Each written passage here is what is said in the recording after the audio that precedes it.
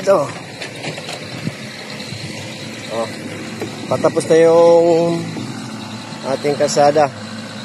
Kaunti na lang. Ano na yung kalsada natin dito. Ito yung papunta doon sa gate. Wag sa bakod! Tapos to yun, pakit ako. Yan, para makita nyo yung kabuuan na tinarbaho. Yan, oh. Lahat yan.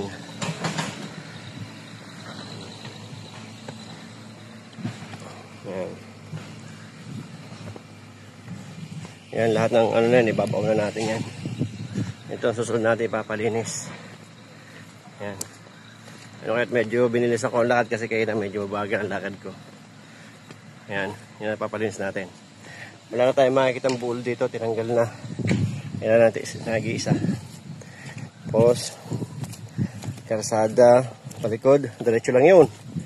Isang diretso lang yan, oh. Para ito. Yan. Yan, yan yung ano, yung parking. Yan ang kabuuan ng bahay, oh. Yan. Yan ang mga poste.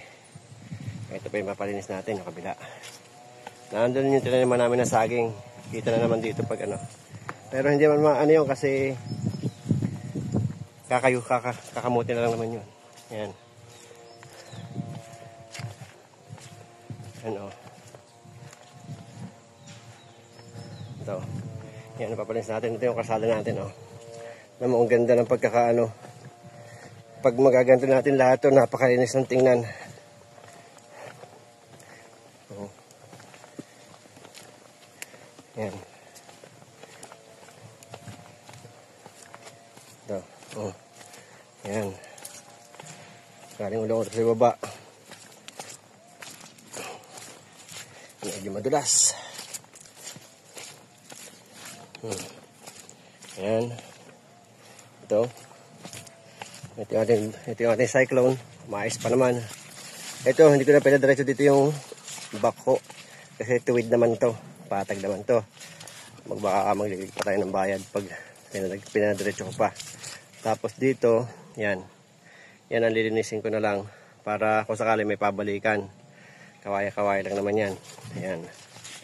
Ito yung ating pababa. Tapos, yan ang kawayan na. Yan, lilinisin pa yan. Dahil pang kawayan. Lahat ng mga nakatumbang kawayan dyan, ipakakamot ko na.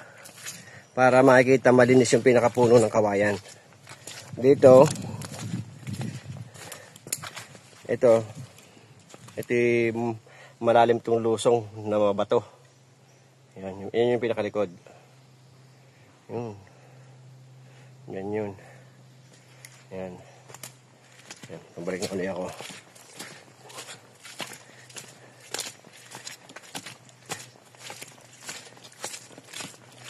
Yan, oh.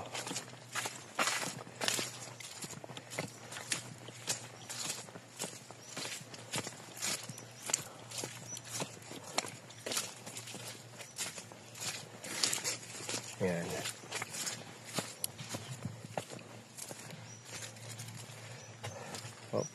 Oh, 5 minutes lang. Yan. Paket na ulit ako. Exercise. Tiago.